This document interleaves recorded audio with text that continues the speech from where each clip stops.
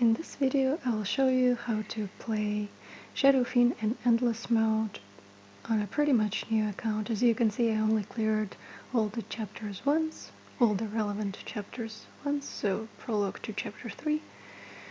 And I got some garbage equipped right now, so I'm gonna swap it out and equip a killer set.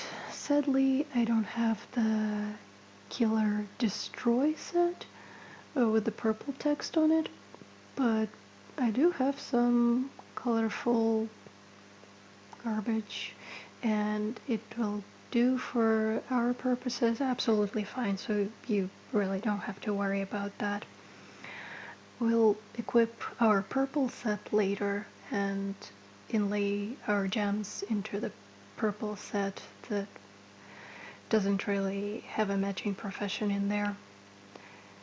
So yeah, we just start out by killing enough stuff to more or less rush to wave 3, and we want to kill Tiny as quickly as possible. You want to spend your wood a little bit on attack speed, a little bit on range, a little bit on base attack time, and a couple points into plunder, perhaps just 1 or 2. And after that, you'll just max out your magical crits and perhaps put a little bit into your int. Or alternatively, just like buy a few int gems to help you out, to just have a little bit more of the main stat. Why do I not recommend maxing out your plunder? Well, that's because it's slow. It slows you down. You spend a lot of time just putting all your money into wood so that you can max out plunder, and that takes a lot of time. And after you're done farming for maxing out plunder, you still gotta farm to make it worth it. So you just spend way more time after that just hitting creeps. Time that you could have spent, just killing bosses with maxed out income already. And Shadow Fiend is just way too powerful. So I don't think you need to max out plunder even for newbies. On average, you want around 4,000 kills on Shadow Fiend if you're having a reasonably lucky game.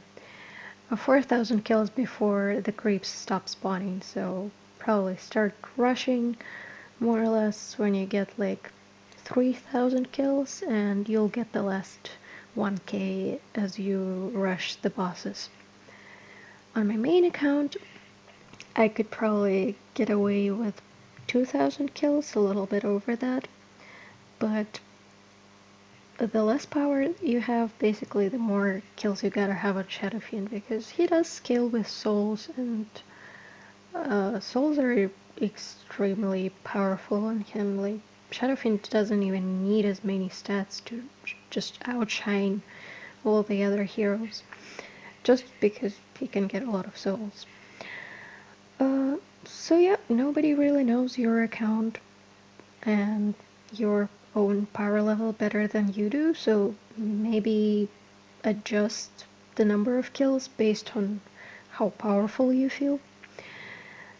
And also, as you can see right now, I'm pinging out the current time, which I'd probably recommend you do as well. It's just very convenient to measure Tiny with the current game time prompt on the chat wheel, because every 4 minutes you gotta be around the Tiny area to kill it. I'm really not used to playing on this account, so I was a little bit more conservative with my timings. You could probably kill your first 10k around 1,000, maybe 1,200 kills. And general rule of thumb, it used to be that you need around 3k in your main stat, but Shadow Fiend is even more powerful than that, and you don't really need to wait until you get 3k. As you can see in this case, I bought a few small gems because you get Forge Your Profession for free when you're playing solo. And yeah, merging small gems in the early game can be a pretty nice boost because it's cheap and it does give you quite a bit of stats. Yeah, as you can see, I got pretty lucky here on the God's Gift because I got the Intelligence Bracer, and if I get both, that's the Intelligence set, which is very nice. Another thing I want to talk about is upgrading the bow. As you can see, I upgraded the first two pretty quickly, basically as soon as I got the money for them and enough charges. But I'm holding off on the 16k one just because it's quite expensive and you don't really need to upgrade it too quickly unless you're trying to get the 64k bow and get some charges on that as well, which I wouldn't recommend on any hero except maybe Wind Ranger and Troll, but even then it's kind of debatable because those bows are really expensive and that money that you spend on the bow could be spent elsewhere much more usefully. As you can see, I'm almost like one-shotting the bow challenge. So yeah, I really played it way too conservatively. I could have killed it way earlier and could have been getting 12 gold per creep way before that. And also, as you can see, I also made the mistake here that I wasn't around Tiny when it spawned, which slows down my progression by a little bit. But I mean, it's not that bad when you're playing solo, but just like make sure at least to kill it as soon as it spawns. Here I get the choice of reducing my crit chance for extra crit damage, and I didn't take it. As you can see, I took a completely useless God's Gift just to avoid taking the crit chance reduction, which was a good decision, which for some reason I didn't follow later in the game. And it did slow me down a little bit, because honestly, you want consistency, and crit chance just gives you consistently. You don't want to be able to do a million times more damage, but like once in a lifetime. You just want to crit consistently and kill bosses relatively quickly. Now I'm going to kill the second bow challenge, and after that I'm gonna start summoning creeps. I prefer to summon the 20k creeps, which unlock after the second tiny, because, well, when you're playing this solo, you probably don't want to rush earlier, and if you're not rushing, you're not killing bosses, and if you're not killing bosses, you're not getting any income, so it doesn't really matter if you summon the creeps earlier, because you're not gonna get the money. So just spend your money on the most efficient ones. Well, reasonably most efficient ones. You don't want to wait until you can summon the 50k ones. Just like summon the 20k ones and the 10k ones when you don't really have time to wait until you get 20k. Now I'm going to summon the third bow challenge and just gonna slowly make my way there. In a circle. As you can see, I'm basically following the same pattern over and over, just like walking in circles, killing all the golems in my way, because, well, every golem you kill is a bunch of extra souls, and even though golem creeps don't give as much gold, they still give the gold per kill that you get from killing anime girls, I mean the bow challenge bosses, and also they give you souls, which you really, really want on Shadow Fiend. It's basically damage. Now a nice little trick for doing bow challenges is that if you don't close the summon menu before killing the enemy girl, you can basically wait out the cooldown and click the bow challenge at the end of the cooldown, even though you're not yet high enough level to summon the fourth one. It works with the previous ones as well, but we honestly don't really need it until the fourth one. And well, in solo games you don't even need the fourth one. Be careful though, because as you can see right now I just clicked it and I didn't really check my gold and I didn't have enough gold. So effectively I basically closed the menu for no reason. So yeah, careful, don't click on the summoning button if you don't have enough gold, because it will just close it. Well, on the bright side, I'm pretty close to Tiny this time around, and going to summon some more creeps and start rushing after that. Alright, so now I just continue summoning the 20k creeps because, well, I'm not gonna save up all the way to 50k or 30k, and 20k is just like a reasonable number. Sometimes if I don't have time to save up 20k, I can summon just 10ks, and that's also completely fine. It's still reasonably efficient, and you don't lose a lot of speed if you just wait for the 20k creeps. And because of my fuck up earlier, you can see I only get a level 40 now, so I can only summon the last bow challenge now, and that kind of interrupts my rush a tiny bit, but still not too bad. And I just keep summoning creeps non-stop. They're faster than the bosses, so if I go towards the bow challenge right now, the creep that I summoned is more likely to catch up to me.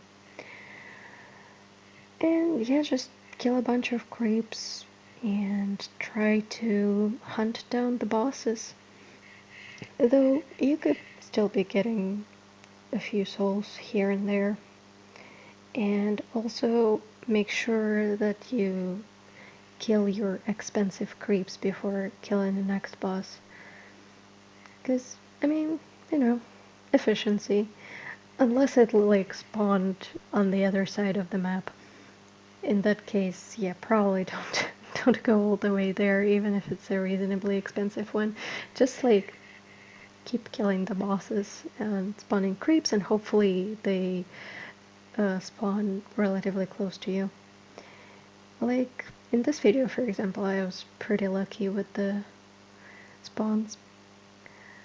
And yeah, I can see I already upgraded my 16k bow, and now I just have the last one. And I'm going to spend a couple of the round incomes I get. You can see I get around 40k gold per round. I'm gonna spend a bit of that into wood and max my crits, a little bit into attack speed, a little bit into range, and next I would probably just keep summoning creeps and not worry about spending any of my money on wood until I have max round income, because having both crit chance and crit damage maxed out, it's honestly enough on Shadow Fiend. Like, you don't need a crazy amount of anything really on Shadow Fiend. Shadow Fiend is just extremely powerful by itself. You just farm a little bit and you're powerful. Don't even need to do anything fancy. At this point in the game, you don't even do anything else differently. Just summon more efficient creeps when you can, and just like keep killing bosses. If they spawn close enough to you, you could just hold position and kill stuff around you. But if the bosses spawn far away, you should probably go out of your way and actually chase down the boss. But in this run, I'm pretty lucky. As you can see, I almost maxed out my round income. Again, I am not used to not having the extra round income, so for me, the goal of round income is usually 57,000, which you can see in the top left corner. But on this account, I don't have that bonus from map level or meditation guy. I'm not sure which one that is, but it's like one of the upgrades that you get pretty early on. So yeah, my round income should be a tiny little bit higher. As you can see also now I got a very good God's gift. I got the second bracer, which gives me a lot of intelligence and HP. Well, I don't care about HP, but I do care about intelligence. So that's very nice. So yeah, I'm just putting all the money I get into gems, wood, and spend all that. As you can see, I already turned on my boxer. By around 27, 28, there are barely any creeps on the map, so round 28 is when you can probably swap out your killer set for a destruction set. I usually do it a little bit later, because sometimes I do still want to get a few killer stacks from the residual creeps that are still left, but like don't spend too much time on that. As you can see now, I got intelligence first try on the passive book, but actually apparently the magic resistance reduction is actually better. I'm not entirely sure. You could probably roll with intelligence as well, but I found the magic damage reduction they need to be more useful. So yeah, now I swap my colorful rainbow killer set for a destroy set, which doesn't have a profession. Actually, my destroy set is pretty nice. I have like 6 sockets, which is really solid for this newbie account. I got pretty lucky with the drops on the 1 or 2 endless games that I played to get the killer set. Oh yeah, I was reasonably lucky. So you basically inlay your gems into this gear that you just swapped in, and you keep buying gems slowly and keep inlaying them, and yeah, just basically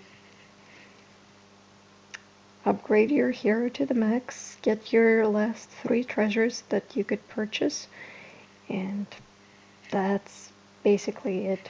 You can't get any stronger except through boxing, which you're doing automatically now. I got some decent treasures, and overall this is probably a reasonably lucky run, so maybe don't expect to get a run this good necessarily, but 230, 240 wigs is very much reasonable to get on your first try of doing this strategy. I mean, the one time I tried it, like, I think it was about 2 weeks ago, for the first time, just to see how good Shadow Fiend was.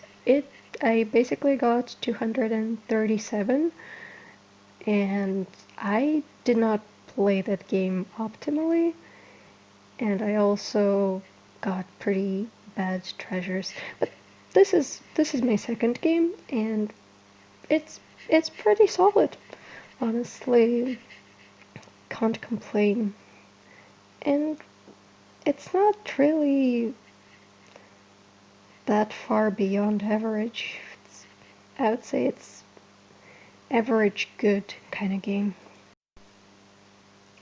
Last bit of advice I want to give is don't overestimate the demon wood treasures that you can purchase from the merchant at 25 minutes and 32 minutes on regular endless games, and at 20 minutes and 25 minutes in limit modes or autism or any other game modes they might come up with that basically copy the limit mode. Yeah, so on the limit mode, you probably want to start saving up your wood around 15 minutes, and on the endless mode, you want to start saving up around 20 minutes. So you have solid 5 minutes to get however much wood you can get between those timers. And yeah, then you buy 2 or 3 books from the left side and don't bother summoning Roshans. You're probably going to waste more time killing them than any of the treasures will give you. Like, even if you get super powerful treasures, usually it's not really that you can't kill bosses particularly quickly.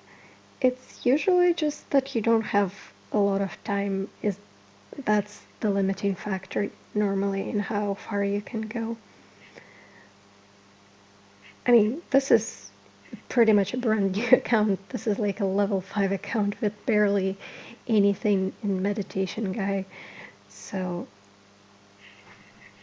yeah, Shadowfiend is really strong, and if you have 4,000 souls, that should be, or maybe 5,000 souls, that should be enough to have solid damage. And all you want at that point is just more time.